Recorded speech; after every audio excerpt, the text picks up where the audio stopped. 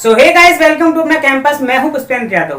दोस्तों, आज के इस वीडियो में मैं आप लोगों को IPU बीएड के रिगार्डिंग कंप्लीट इन्फॉर्मेशन देने वाला हूं कि यहाँ पे एडमिशंस कैसे होते हैं, उसके लिए एलिजिबिलिटी क्राइटेरिया क्या होता है, एग्जाम का पैटर्न क्या होता है, उसका सिलेबस क्या होता है, यहाँ पे कॉलेजेस कौन कौन से हैं या टॉप कॉलेजेस कौन कौन से हैं, उनमें सीटें कितनी है, फीस स्ट्रक्चर क्या है, ये सारी चीजें आज के इस वीडियो में मैं आप लोगों को डिटेल में बताने वाला हूँ। तो ज्यादा जानने के लिए आज का वीडियो कंप्लीट जरूर देखिएगा। सो चलिए वीडियो को शुरू करते हैं। सबसे पहले मैं आप लोगों को IPU बीएड के रिगार्डिंग कुछ बेसिक बातें बता देता हूँ। तो दोस्तों, यहाँ पे जो बीएड का प्रोग्राम है ये 2 ईयर का होता है और इसमें सेमेस्टर सिस्टम चलता है और एक साल में आपके 2 सेमेस्टर होते हैं। तो इस तरह से टोटल आपको इस प्रोग्राम में 4 सेमेस्टर आपके होते हैं। और दोस्तों, यहाँ पे कुछ बच्चों का डाउट होता है कि क्या मैंने डिप्लोमा किया हुआ है तो क्या मेरे लिए 1 ईयर का कोर्स हो सकता है। तो ऐसा बिल्कुल भी नहीं है। आपने चाहे कोई सा भी कोर्स क्यों ना किया हो, सभी बच्चों के लिए ये 2 ईयर का ही कोर्स रहता है। ठीक है। इसके बाद कुछ बच्चों का डाउट ये भी आता है कि क्या रेगुलर मोड से होता है, डिस्टेंस से होता है, प्राइवेट से होता है। तो ये रेगुलर मोड से होता है। अगर आपको किसी अदर मोड से करना है, प्राइवेट या डिस्टेंस, तो आप इसके लिए अप्लाई ना करें क्योंकि रेगुलर मोड का कोर्स होता है। इसके बाद दोस्तों, इस प्रोग्राम का जो CET कोड है वो है 122। ये आपको ध्यान रखना होता है। अब आप बोलोगे CET कोड क्या है, तो common entrance test code. IPU में जितने भी कोर्सेज हैं सभी कोर्सेज के लिए एक कोड होता है स्पेसिफिक। तो वैसे ही बीएड का जो कोड है वो है 122, जो आपको ध्यान रखना होता है, जिसकी आपको जरूरत पड़ सकती है फॉर्म फिल करते टाइम या बाकी जगहों पे। ठीक है। और अगर हम बात करें यहाँ पे कितने बच्चे अप्लाई करते हैं, तो ऐसा स्पेसिफिक कोई डेटा तो नहीं है जो IPU ने बताया हो, बट अगर हम पिछले साल के हिसाब से बताएं कि मतलब कि लास्ट ईयर के हिसाब से अगर मैं आप लोगों को बताऊं, तो करीब यहाँ पे 4500 से लेकर 5000 बच्चे तक यहाँ पे अप्लाई करते हैं। तो ये तो कुछ बेसिक बातें हो गई। इसके बाद अब हम बात करते हैं इसके एलिजिबिलिटी क्राइटेरिया की। तो दोस्तों, यहाँ पे एडमिशंस लेने के लिए पहली चीज आपकी ग्रेजुएशन कंप्लीट होनी चाहिए, या इसके अलावा अगर किसी बच्चे ने मास्टर्स कर रखी है तो वो भी यहाँ पे अप्लाई कर सकता है, कोई प्रॉब्लम नहीं है। ठीक है। तो ग्रेजुएशन कंप्लीट होनी चाहिए। और इसके अलावा दोस्तों, आपकी ग्रेजुएशन में मिनिमम 50% मार्क्स होना चाहिए अगर आप नॉन टेक्निकल फील्ड से आते हैं। तो नॉन टेक्निकल मतलब आपने BA, BCom, BSc जैसे कोर्सेज कर रखी हों, या अगर आपने मास्टर करी है तो MA, MCom, MSc इस तरह के कोर्सेज किए हों, मतलब नॉन टेक्निकल फील्ड जिसे कहा जाता है। अगर आप उससे आते हैं तो आपकी मिनिमम 50% मार्क्स होना जरूरी है। और वहीं पे अगर आप टेक्निकल फील्ड से आते हैं जिसमें आपने BTech या BR ऐसे कोई कोर्सेज कर रखा है, तो वहां पे आपके मिनिमम 55% मार्क्स होना जरूरी है। तो ये तो बात हो गई इसके एलिजिबिलिटी क्राइटेरिया की। इसके बाद अब हम बात करते हैं एग्जाम पैटर्न की। तो दोस्तों, ये जो पूरा आपका एग्जाम होता है ये ऑनलाइन मोड में होता है, यानी कि आपको कंप्यूटर पर बैठ के इसका एग्जाम देना होता है।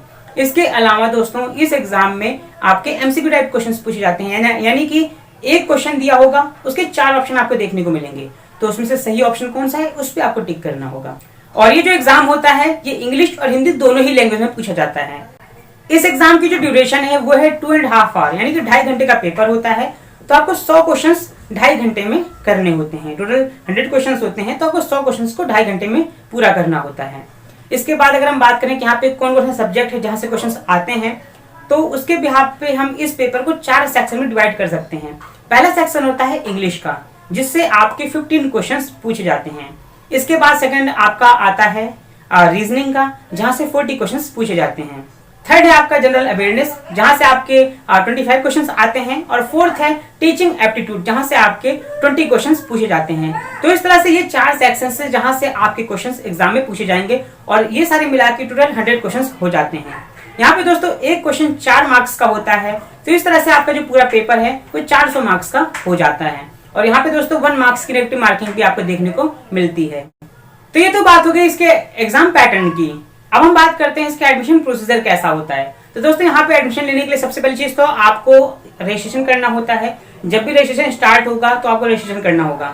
और दोस्तों, रजिस्ट्रेशन कब स्टार्ट होगा और इसके फॉर्म कैसे फिल करने हैं, तो ये सारी चीजें जब भी स्टार्ट होगा मैं आप लोगों को वीडियो के थ्रू इन्फॉर्म कर दूंगा कि फॉर्म आ चुका है, और फॉर्म कैसे फिल करना है वो भी मैं आप लोगों को वीडियो बना के बता दूंगा कि ऐसे ऐसे फॉर्म फिल करना है। ठीक है। तो इसके लिए तो आपको बिल्कुल भी परेशान नहीं होना, वो आपको इस चैनल पे मिल जाएगा, बस आपको इस चैनल को फॉलो करते रहना है। फॉर्म फिल करने के लिए करीब आपको 1 महीने का टाइम मिलता है, और कभी कभी डेट एक्सटेंड भी हो जाती है। तो उससे पहले पहले ही आपको फॉर्म फिल करना होता है। अब फॉर्म फिल करने के बाद फिर आपका एडमिट कार्ड आएगा। एडमिट कार्ड में सब कुछ बताया जाएगा कि आपका वेन्यू क्या है, एग्जाम किस दिन है, किस डेट को है, टाइमिंग क्या है, सब कुछ आपको पता चल जाएगा। तो उस दिन जाके आपको एग्जाम देना होगा। एग्जाम देने के बाद फिर आपकी आंसर की आएगी, उसके बाद फिर आपका रिजल्ट आएगा, और रिजल्ट आने के बाद फिर आपकी स्टार्ट होती है काउंसलिंग।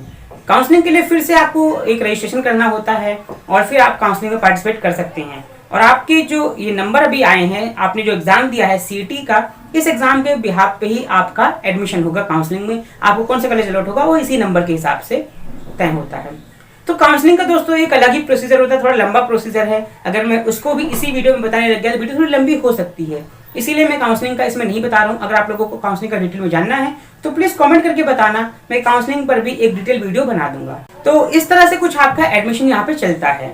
इसके बाद दोस्तों अगर हम बात करें यहाँ पे कॉलेजेस की कि कौन कौन से कॉलेजेस है जहाँ पे आईपीयू में बीएड का प्रोग्राम ऑफर किया जाता है, तो दोस्तों टोटल 24 कॉलेजेस हैं जिनकी लिस्ट आप स्क्रीन पर देख सकते हैं। ये सारे कॉलेजेस हैं जहाँ पे आपका बीएड का प्रोग्राम आईपीयू में ऑफर किया जाता है। अब यहाँ पे काफी सारे बच्चे भी पूछते हैं कि इसमें टॉप कॉलेजेस कौन कौन से हैं। ठीक है, ये तो बहुत सारे कॉलेज 24 कॉलेजेस हैं, ये तो टोटल हैं, बट अगर हम टॉप कॉलेज की बात करें तो वो कौन कौन से हैं, तो दोस्तों इसमें टॉप कॉलेज में आपका आता है state council of education research and training यानी कि SCERT।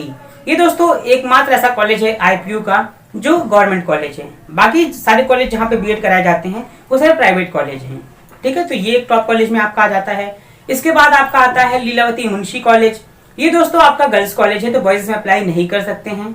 इसके बाद आता है महाराजा सूरजमल कॉलेज, ये भी आपका एक अच्छा कॉलेज माना जाता है, तो आप इसके लिए भी अप्लाई कर सकते हैं। इसके बाद आता है Guru Nanak college of higher education, तो आप इसके लिए भी जा सकते हैं। या फिर Geeta Ratan institute of management and technology, ये कॉलेज है, तो ये भी टॉप कॉलेज में आता है, तो आप इसके लिए भी अप्लाई कर सकते हैं। तो दोस्तों ये कुछ टॉप कॉलेज के नाम है जो मैंने आप लोगों को अभी बताए, तो आप इनके लिए जा सकते हैं। तो ये तो बात होगी टॉप कॉलेजेस की। इसके बाद आप लोग सोच रहे होंगे कि इनका फीस स्ट्रक्चर क्या है, हर कॉलेज की फीस कितनी है। तो दोस्तों यहाँ पे अगर मैं फीस की बात करूँ तो सारे कॉलेज की जो फीस है वो अलग अलग है, कोई फिक्स नहीं है कि हर कॉलेज की फीस इतनी ही होगी, बट फिर भी एक एवरेज अगर मैं आप लोगों को बताऊं तो सारे कॉलेज की जो फीस है दोस्तों वो 55,000 से लेकर 60,000 से स्टार्ट होती है और करीब करीब 80-90,000 तक जा सकती है। तो ये एक रेंज है जिस रेंज में सारे कॉलेज की फीस आती है। तो यहाँ से एक अंदाजा आप लगा सकते हैं कि किस कॉलेज की फीस कितनी होती है। ठीक है, और अगर आपको स्पेसिफिक जानना है कि किस कॉलेज की कितनी फीस है तो डिस्क्रिप्शन बॉक्स में आपको एक लिंक मिल जाएगा, उस लिंक पे आप लोग क्लिक करके देख सकते हैं। वहाँ पे आईपीयू बीएड के बारे में बहुत सारी बातें बताई गई हैं, तो आप उसको भी पढ़ सकते हैं और वहाँ पे सभी कॉलेज की फीस भी दी गई है, तो आप उसको भी वहाँ पे देख सकते हैं।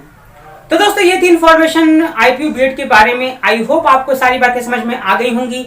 तो इसी के साथ वीडियो को खत्म करता हूँ। अगर वीडियो पसंद आए प्लीज वीडियो को लाइक कीजिएगा और अपने दोस्तों के साथ भी इसको शेयर कीजिएगा जिससे उनकी भी हेल्प हो सके। अगर आपको कोई डाउट है तो आप कमेंट करके पूछ सकते हो, मैं रिप्लाई कर दूंगा कमेंट में। या फिर अगर कुछ ऐसा टॉपिक हो जिस वीडियो बन सकती है, ज्यादा लोगों का डाउट हुआ तो मैं उस पर वीडियो बना के भी आपको इन्फॉर्म कर दूंगा। और इसी तरह की इन्फॉर्मेशन और अपडेट के लिए प्लीज चैनल को सब्सक्राइब कर लीजिए, क्योंकि जब तक आपका एडमिशन नहीं हो जाता तब तक मैं आप लोगों को इसी तरह से इन्फॉर्मेशन अपडेट सब कुछ प्रोवाइड करने वाला हूँ। तो चैनल को सब्सक्राइब कर लीजिएगा। तो इस वीडियो में इतना ही, मिलते हैं नई वीडियो में।